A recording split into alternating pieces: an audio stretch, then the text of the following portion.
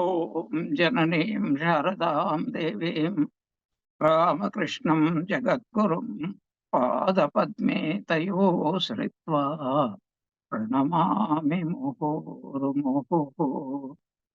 ॐ पूर्णमदः पूर्णमिदं पूर्णात् पूर्णमुदच्यते पूर्णस्य पूर्णमादाय पूर्णमेवावशिष्यते।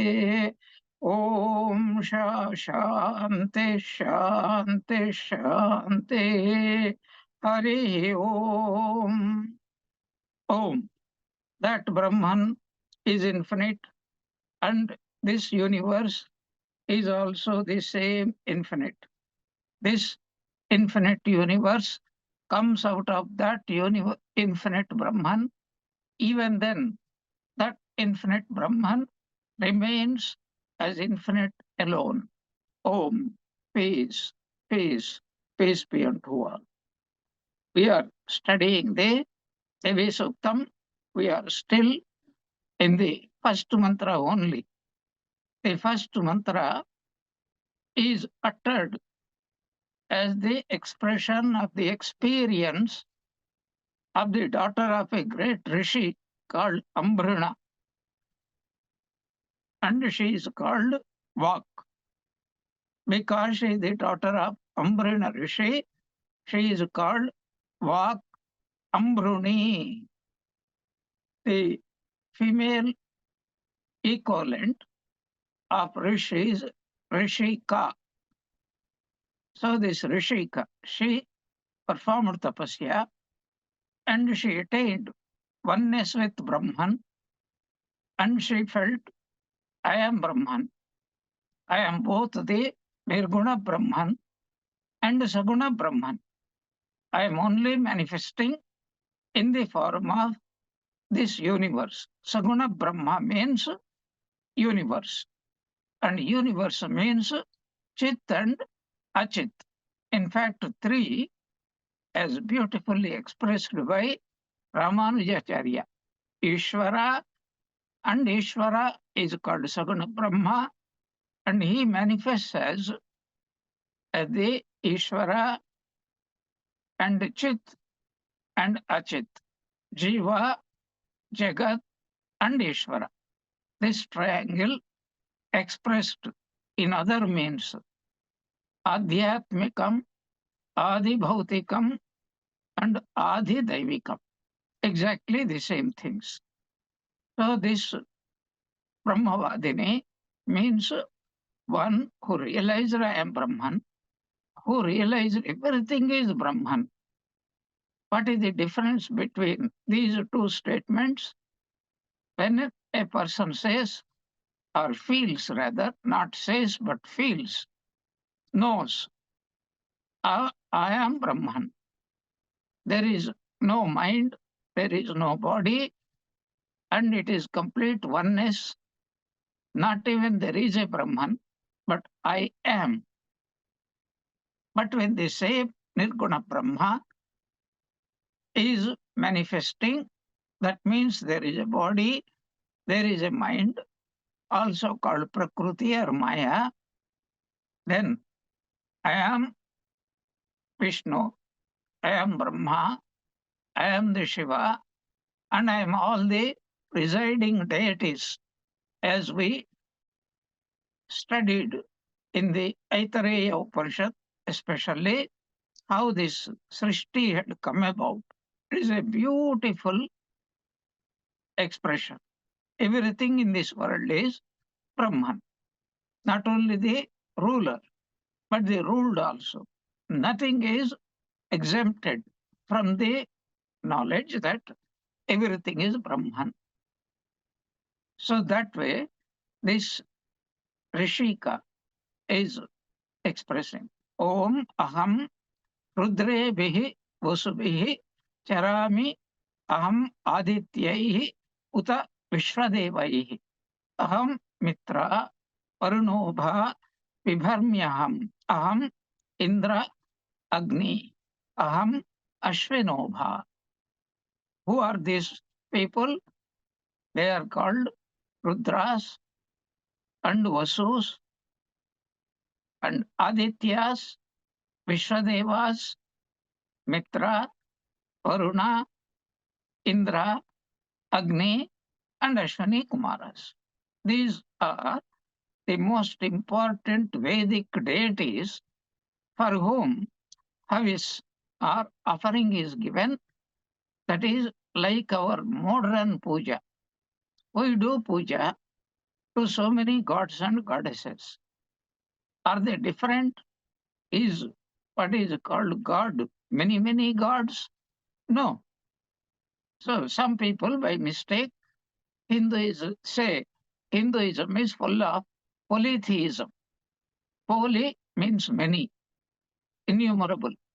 Theism means the idea that there are many gods, not one God, as declared by Christianity, as declared by Islam especially. There is no other God but God.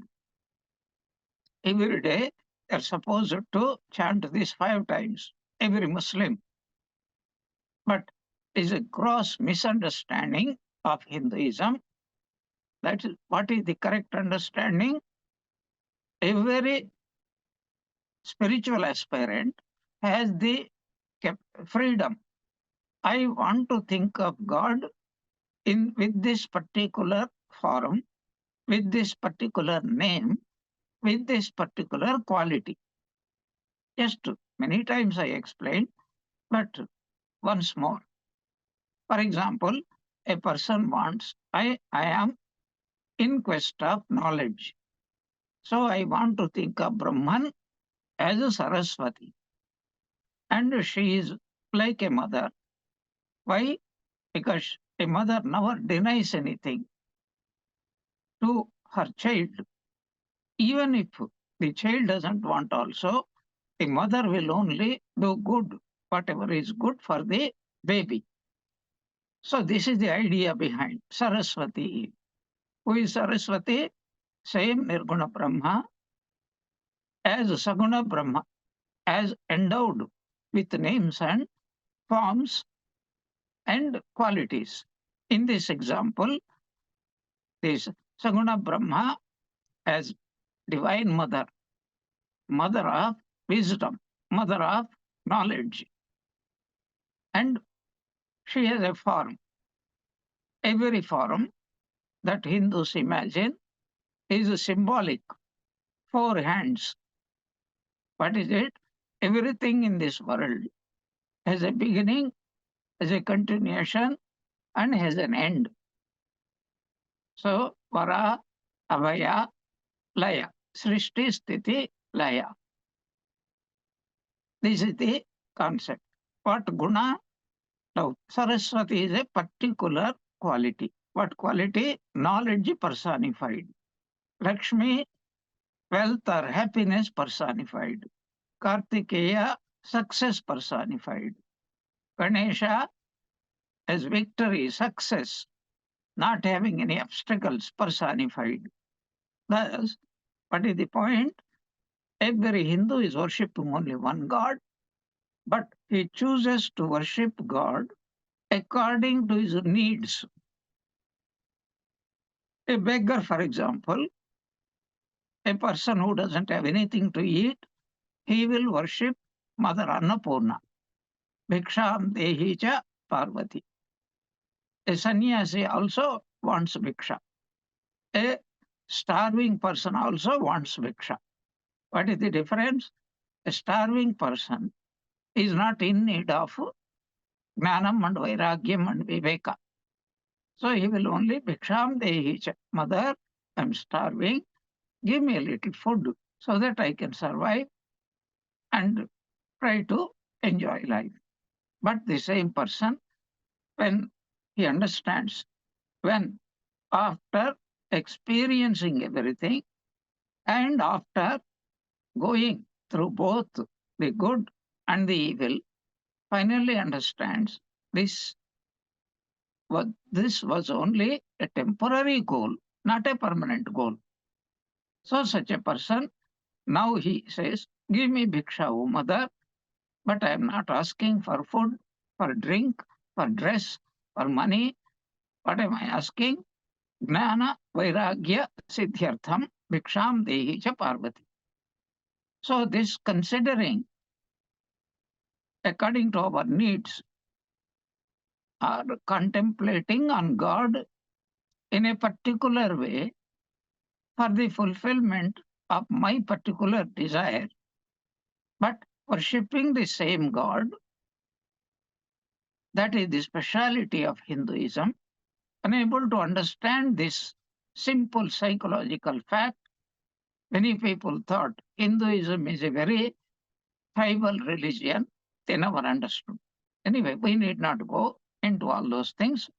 What is important in this first mantra of the Devi Suktam is that this Rishika is no more a Rishika. She is Brahman and she is declaring, do not worry that you are a worshipper of Rudra or Vasu or Aditya or Vishwadevas or Mitra or Varuna or Indra or Agni or Ashwini Kumaras. I am manifesting myself in that form. Charami. Here is a beautiful charami means I move along with them. Or this is the very superficial meaning. It's called Vachyartha, external meaning. But Lakshyartha, charami means what? I am manifesting myself as Rudras, Vasus, Adityas, etc. That means there is no Rudra, there is no Vasu, excepting me. I am the only reality. And we will now, with this background, try to understand these are the Vedic gods. Just as we now have Shiva and different forms of Shiva and different forms of Devi, and especially Bengal is the mother house of Tantrika worship, and there are what is called ferocious forms of the Divine Mother. Even recently we have gone through this Navaratri, 9 nights, and every night the sadhaka is supposed to worship the same Divine Mother with different names like Kaumari, Brahmacharini, Bala, Durga, Parvati, etc. But behind, even the crudest person, most uneducated person, has a clear conception. I'm worshipping the universal mother. She can give me what I want. So this is the idea. I move with the Rudras, Charami, and also with the Vasus. I wander with the Adityas and the Vishwadevas. I hold aloft both Mitra and Varuna, and also Indra and Agni, and also twin Ashwins. So here, Shainacharya, who has written a Bhashyam, is telling it at the very beginning that there was a Maharshi called Amrina. He has a daughter called Vak, and she became a Brahma Vidushi, and she is called a Rishika, means Rishi means Mantra Drashta, a discoverer of truth. That means she attained her identity with Brahman, and then it became an expression that I can now fulfill. Previously, I was also praying like you. By the grace of Brahman, I became Brahman. And what can Brahman give? If we pray to Brahman, if you pray to Agni, what can Agni give? Only Agni, fire, heat, light. If we pray to the sun, Aditya, what can he give? Only light. If we can pray to Chandra, then we will have perfect control over the mind, because Chandrama Manaso Jataha. Chandra is the Adhishtatru Devata of the mind. Indra is the presiding deity of the hand. Vishnu is the presiding deity of the leg. The sun is the presiding deity of the eyes. Like that, every part of our body is divided into several parts: hands, legs, eyes, ears, and all of them are manifestation of the Adhishtatru Devatas. And these presiding deities, called Adhishtatru Devatas, are themselves none other than manifestations of the Brahman. That is what this Vagambruni is telling. I am Brahman, but I manifest as Rudras, etc. And this is what Vedanta teaches, that I am one with this universe. I am the supreme ruler. And then who is the ruled? She alone is the ruled. She is the ruler. She is the ruled. I am this world. I am also the ruler of this world. And whatever exists in this universe is nothing but Supreme Brahman, because I realized my identity with Brahman. Therefore, I am Surya, I am Manu. Whatever exists in this universe, there is nothing else excepting myself. As I mentioned, Holy Mother said that I am Mahamaya, Mithya Jagadadishtatri Muktida Muktirupini. And what about Lakshmi? What about Saraswati? What about all the other female gods and goddesses? So this Ambruni is Lakshmi herself, and she is Saraswati also. How is it possible? According to our Puranic literature, Parvati, Lakshmi, and Saraswati are three aspects of the divine.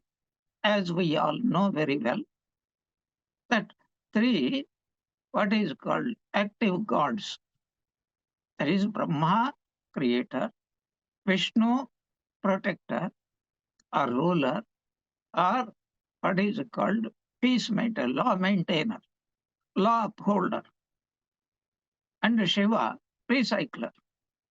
Always they go together with that knowledge. That knowledge, metaphorically, is represented as the wife, because our gross mind understands husband and wife. But the idea is there is a person and he has a power, and the person and the power are not separate. When we say this is a doctor, so that means he is a human being with a tremendous amount of medical knowledge. Whether it is male or female is immaterial. It is a knowledge that is called doctor. Of course, there are also doctors, PhD doctors. That is a different issue. This is medical doctor. And so, just like that, there are so many gods and goddesses, especially all the gods and goddesses are manifestations of Brahma, Vishnu, and Shiva. Unfortunately, I don't get anybody who is a manifestation of Brahma. So this is a very important point. There is Nirguna Brahma, from our viewpoint, becomes Saguna, Sakara, Savikara, Brahma. So this is important. Brahma with knowledge. What knowledge? Vedic knowledge. And that Vedic knowledge or Vedic wisdom is called Saraswati. What is Saraswati? Our Holy Mother's name is Sharada. It is also pronounced alternatively as Sarada, Sarada, Gnanada, Balada, Shaktida. Da means giver. Who can give? Only a person who has plenty, that person can give. So Gnanada means the person who can give Gnanam. Dhanada, a person who can give wealth. Similarly here, Sarada. Sara means wisdom. So who can give that Shakti, that is called Sharada, Sarada, etc. So Brahma and Saraswati are not two separate beings like husband and wife, but the same being with what is called knowledge. Brahma is the creator. How does he create? With the help of knowledge. And what is that knowledge called? Saraswati.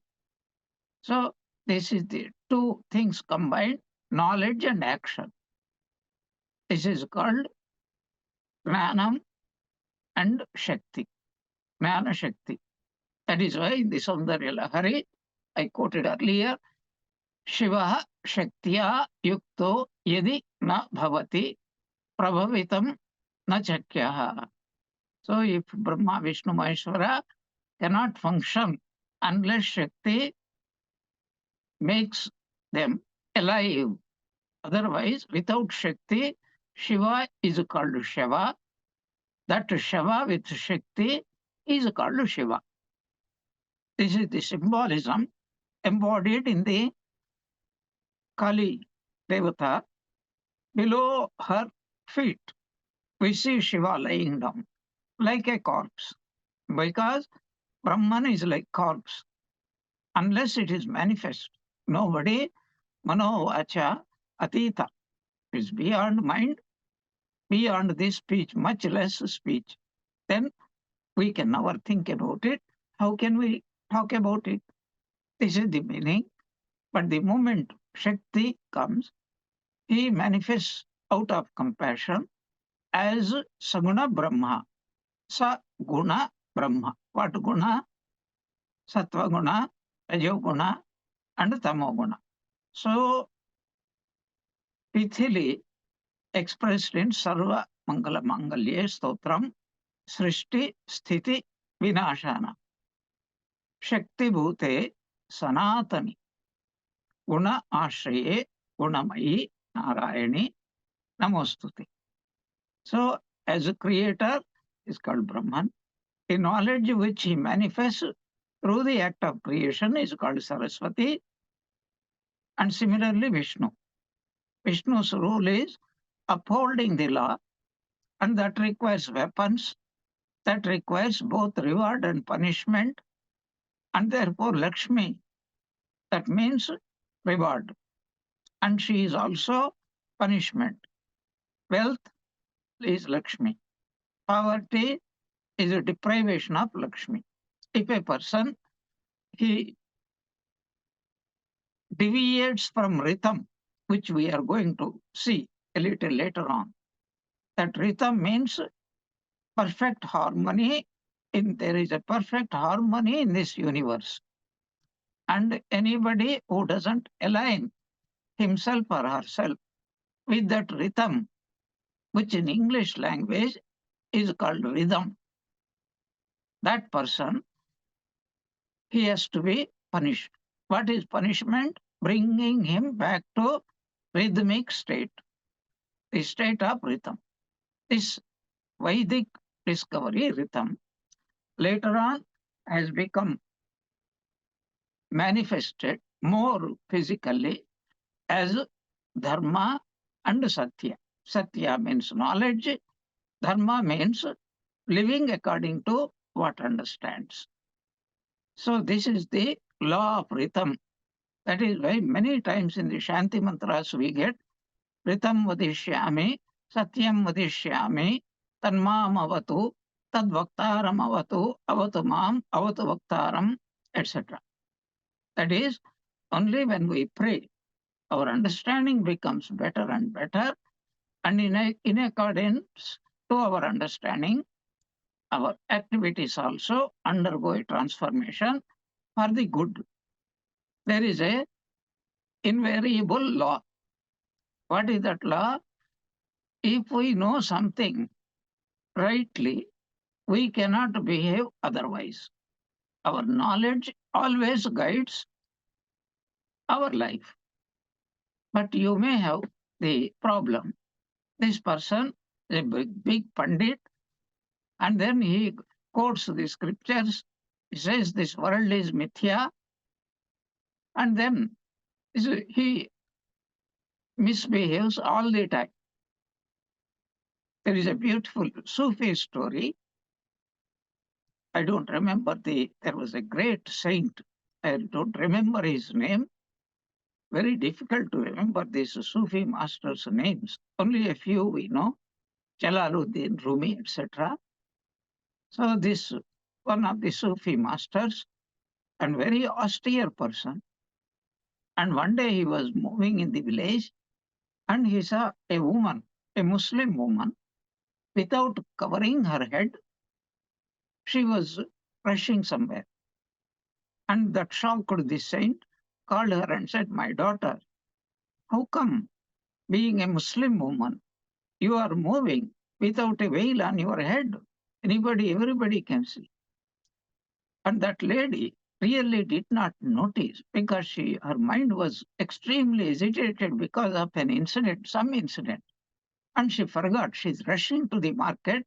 So she will be observed by everybody as breaking the rule. Nowadays, a terrible conflict is going on in the name of veiling one's face, etc. for the women. It is terrible. Sometimes, most of the time, they are killed also. Such is the some of the behaviors, misinterpreted, misbehavior in some countries. Anyway, so this lady, she looked at the saint and said, "Oh, you have done a lot of good. I myself did not notice, but you corrected me." And immediately she put on the veil. Then the highest wisdom came from her mouth. "Oh, saint, how come that I am a worldly person and I have been distressed and I did not notice whether I have put on the veil or not? You are supposed to be completely merged in God and you are not supposed to notice anything. First of all, you crystal clearly noticed I am a woman, I am not veiled, and you have the guts to scold me on the street publicly, which of course I acknowledge. You have corrected me, it was my fault. But how come you took notice? You who are supposed to be completely absorbed in God.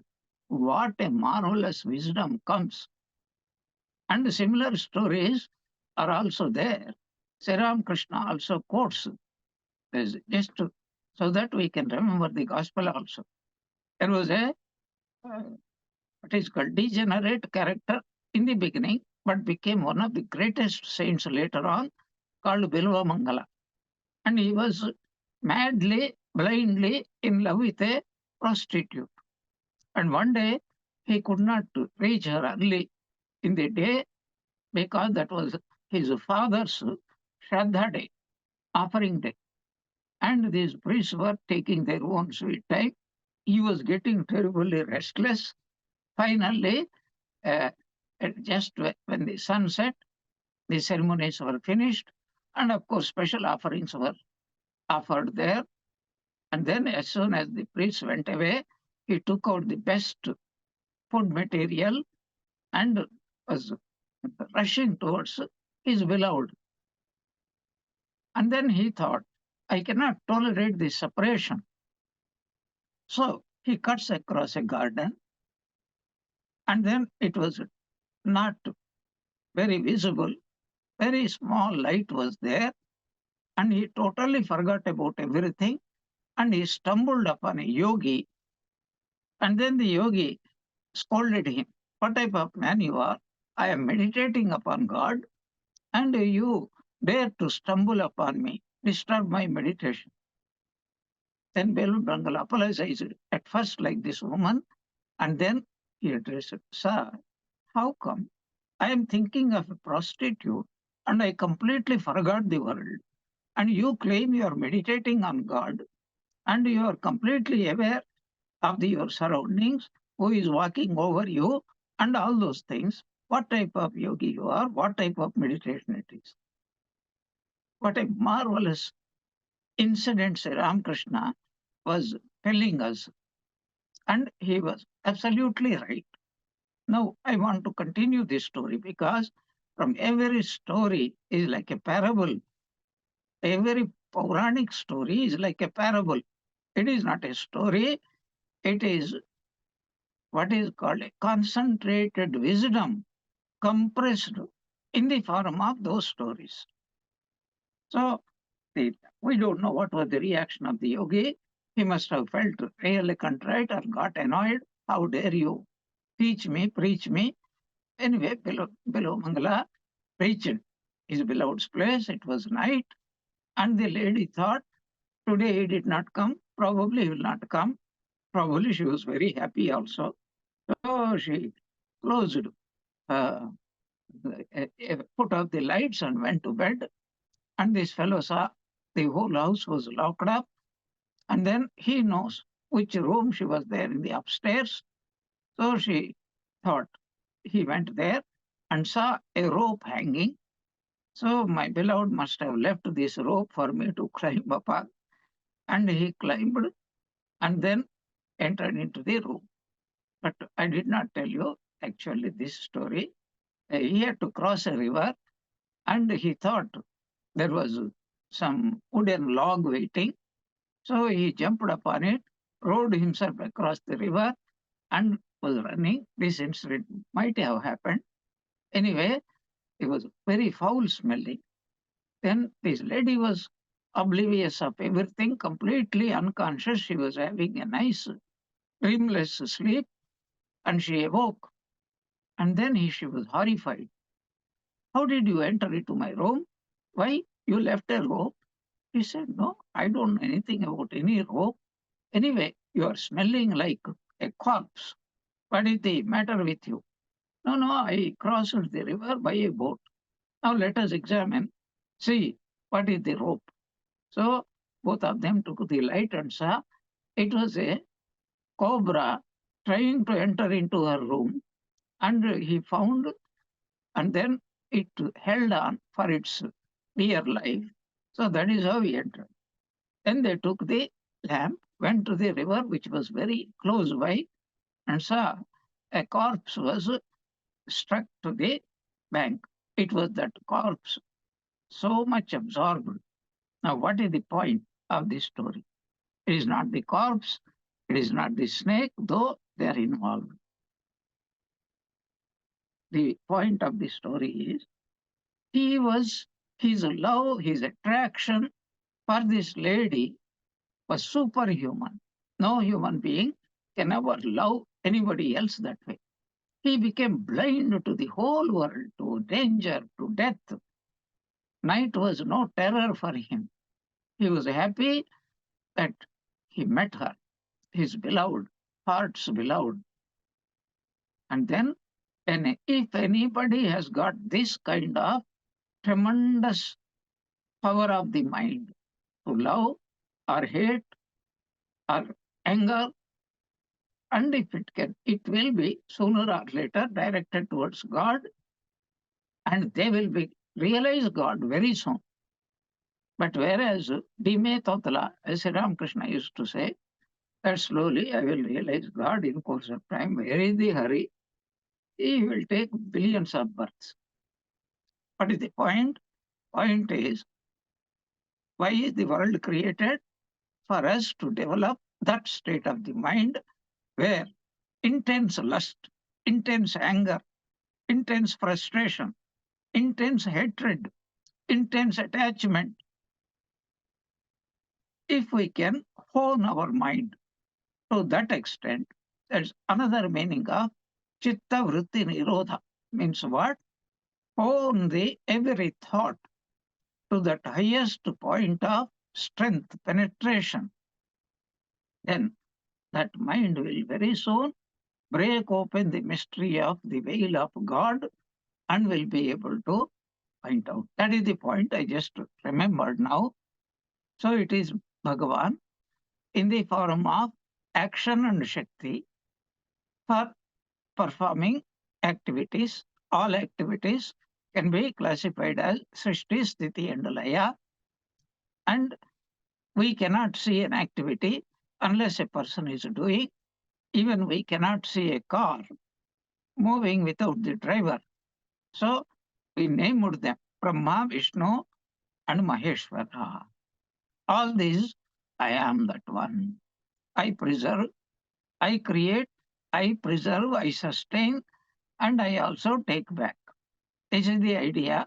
The three Shaktis, the powers of Brahma, Vishnu, and Maheshwara, they are not two different things like male and female, but expressions of both intention as well as activity. Now we will go a little bit into the details. Aham Rudrebhi Vasubhi Charami. I move along with the Rudras and I move along with the Vasus and the Adityas and also the Vishwadevas. Mitra Varuna are supported by me. Indra and Agni are sustained by me. So also the Ashwini Devatas. This is the simple direct translation. Now, who are these Rudras? Just as I mentioned, let us not forget, these Rudra is a very famous Vedic deity. All the deities mentioned here, and they are not all the deities, there are only a few deities, because according to Vedic hymns, we get how many gods are there. This was a question put to Yajnavalkya in that Janaka Maharaja Sabha. He says 333 crores. Same question was repeated again and again. So how many gods? 3 crores. How many gods? 333. How many gods? 33. How many gods? 3. How many gods? 1.5. How many gods? 1. Was Yajnavalkya contradicting, giving a different answer at every time, forgetting what he said earlier? No. In the more the ignorance, the more division we see, the more is sharp is our understanding, the less the same thing, the same person is a husband, is a son, is a grandfather, is a doctor, is a sportsman, is an advisor, is a traveler, he is a cook, he can be anything. Similarly, one person only. When viewed separately, they will be different things are there. So it is said there are what is called 11 Rudras are there. What are the 11 Rudras? 11 aspects of what we now call in our modern age Shiva. But earlier it was called Rudra. Why is it called Rudra? Rodayati iti Rudraha. He who makes you weep.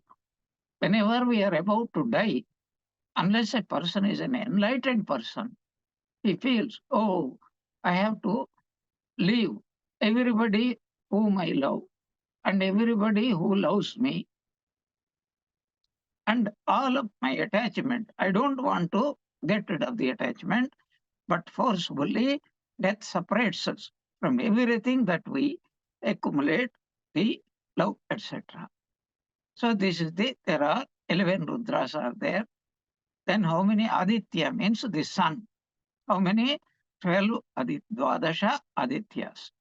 And there are Vishwadevas are there. Then there is Indra, Varuna, and Agni. Then who is this Indra? Who is the Varuna? Varuna is what is called Roganashaka, destroying, he who can destroy our diseases, bestow us with good health and strength.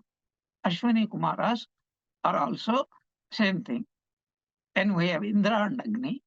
Indra is the god of deities, gods, small g, not big G. We should not use plural number with regard to the capital G, only God, but gods, god of the gods. So in the Vedic literature, Indra is given the highest position. Why? Because he was also a Brahmagnani. He was the strongest person. And even today, one who is very strong, he alone becomes the leader. So this Vedanta, modern Vedanta tells us every part of our body is, our whole body is nothing but representation of the entire cosmos. Entire cosmos is nothing but, in one way of looking, Panchabhutas, 5 bhutas. From another way of looking, all the 300 gods and goddesses, that is the cosmos.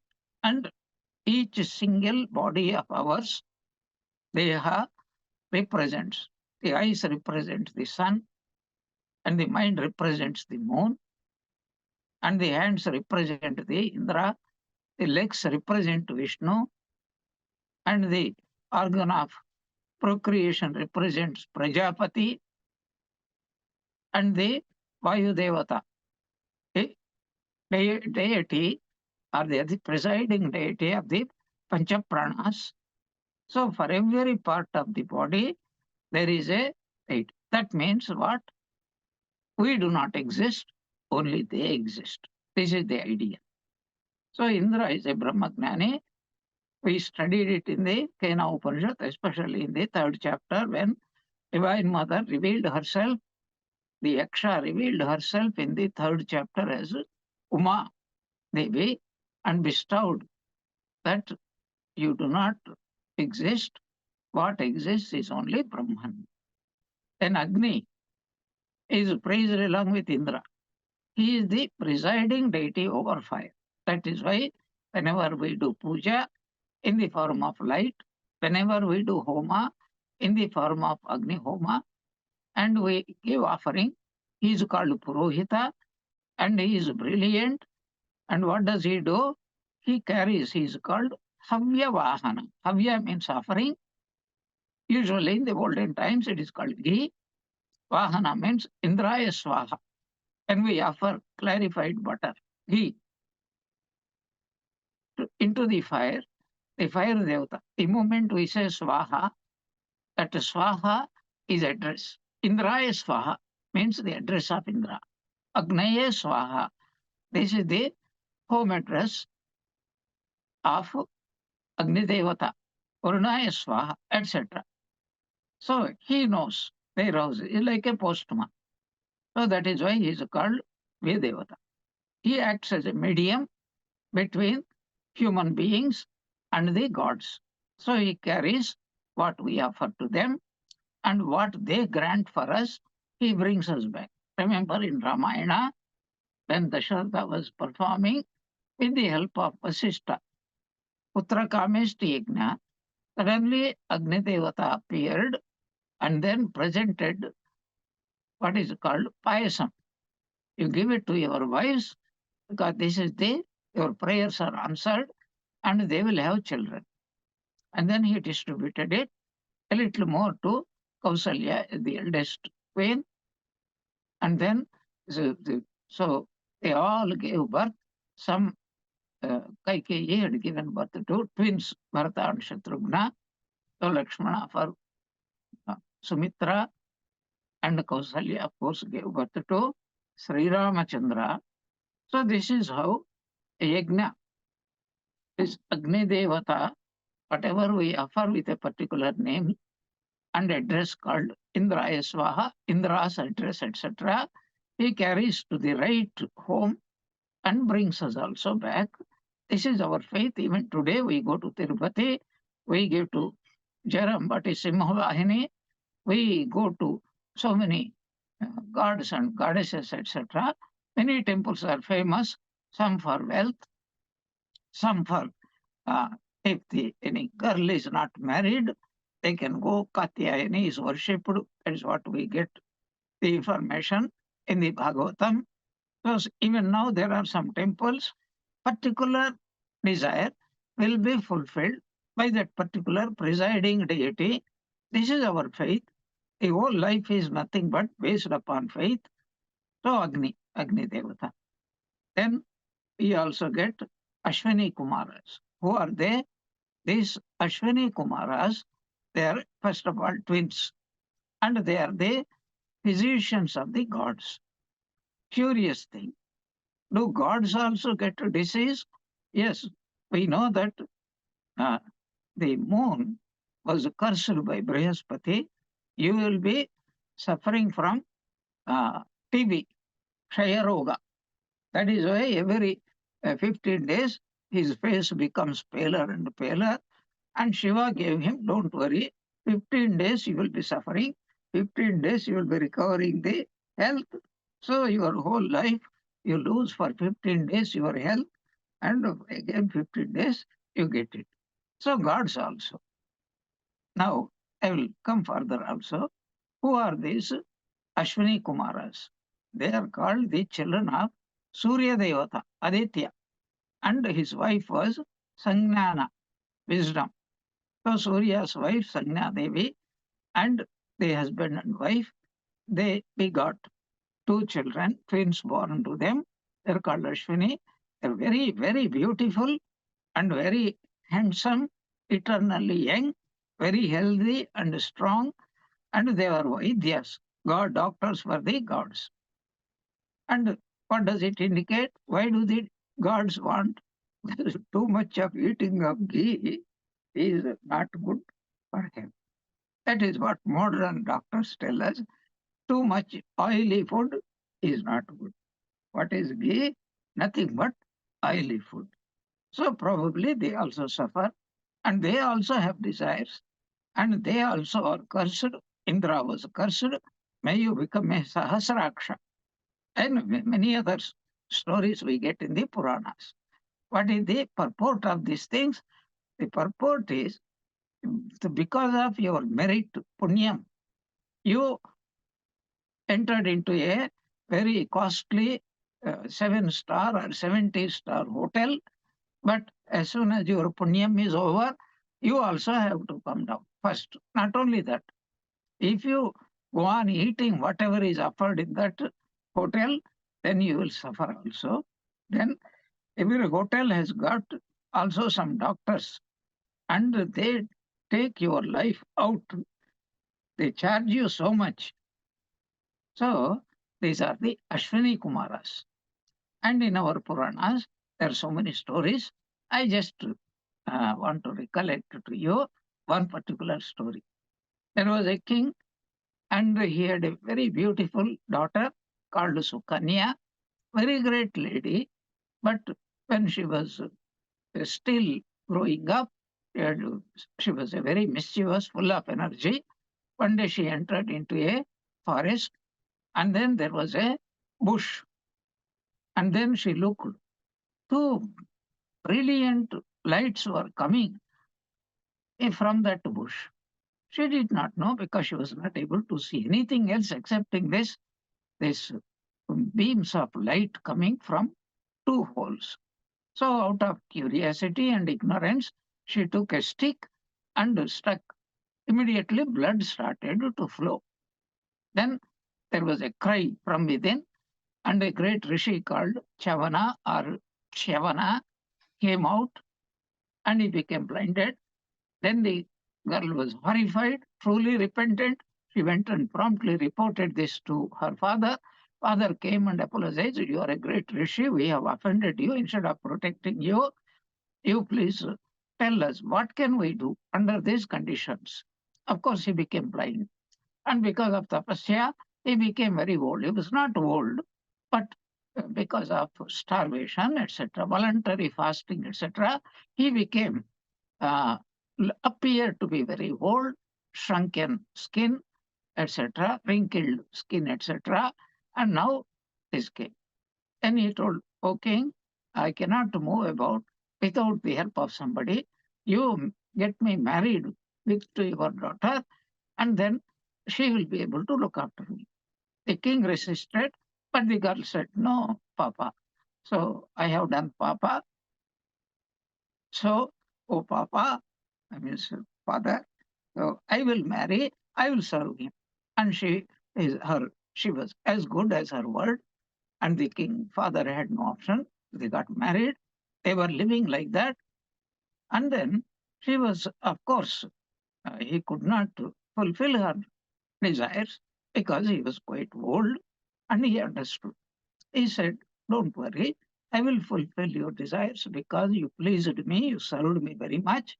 So one day he invoked this Ashwini Kumaras and then they came. And then he told them that you please cure me and bring me back my youth. And they know everything how to bring back the youth.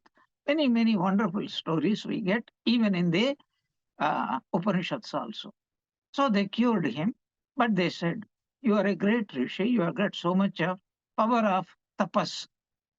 Now, we are deprived of the what is called share, our share of Havis, what is offered by the human beings to the gods, and Indra and others now are considered us as gods, even though we are children of Surya and Sangnana, that means wisdom, but you can help us. Immediately, Chavana performed yajna and also invited Indra, etc. And in those days, people were so pure that when they invite, even gods personally they come and attend. Such was their faith. So they all came, and Shavan Rishi, he also invited Ashwini Kumaras out of gratefulness, and they came, and he was offering to all of them. And then Indra prevented. No, they are not fit to receive this Havis. We don't accept it. Chavana simply looked at Indra and said, you better keep quiet. If you don't give, make them sharers of this Havis, then you are going to lose your position. This blackmailing is the only thing that works in any country. Democracy is not going to work out. So Indra had no power. He knows the power of the Rishi and immediately said, yes, yes, yes. I was also thinking like that, but only now your command has come, right time has come. Yes, from now onwards, they will also get a share of this avis, etc. So Parasparam Bhavayantaha, they cured him of Chavana's old age and blindness, and Chavana made them sharers. This is a Puranic story that we get it. This is beautiful story. Now, a little bit of that story because we all enjoy. These Ashwini Kumaras, when they were invited, they came down and they had one look at this Sukanya and they were themselves beset with a desire for her. So they appeared so beautiful, so desirable. You marry us. What will you do with this old man? He said, no, I am a pativrata. Whether he is old, he is incapable, he alone will be. Then what they did? So, okay, Chavana, you come, let us take bath in a nearby lake, and then all your old age will go. So all the three, two Ashwini Kumaras and Chavana, dipped into the waters of the lake. When they got up, they all had exactly same form. You choose one of us. She said, definitely, there is no problem. And she chose Chavana only. And they were surprised. How did you recognize us? They said, you know, you fellows, you cannot blink. I know that you cannot blink. Second, your feet will not touch the earth. And it is crystal clear, your name is written, Ashwini Kumara on your label. So I know them. They were highly pleased, granted many boons on both of them. We are only testing. Whenever people get defeated, and they say, we are only testing you. Really, we are not wanting. God alone knows what they mean. Anyway, this is one of the Ashwini Kumara's story. So this is one of the stories I just wanted to share with you because these are very important things. And they became one of the Vedic gods. And what is this Ambruni telling? I was Surya, I was Vasu, I was Rudra, I was Adityas, and I was everything, including Mitra, Varuna, Ashwin, both the twins, etc. And I am functioning through them. I became them. They do not exist separate from me. So that is what he is telling, which is absolutely true. Why? Because Sarvam Khalvidam Brahma. That is what she says. But here, our Shayana Rishi's Bhashyam, he has something very, very important thing. A little more details also I will give you. He says, Jagat is mithya. So Jagat is mithya. How this is Shayana's interpretation or Bhashyam on this first mantra. And that is what he wants to tell all of us that this, really speaking, this Maya is there. And the Shaina says here, comment in his comment, Mayihi sarvam jagat shuktau rajatam iva adhyastam drishyate maya cha jagadakarena vivartate tadrisha mayaya adharattvena asangasyapi brahmanah uktasya sarvasya utpattihi.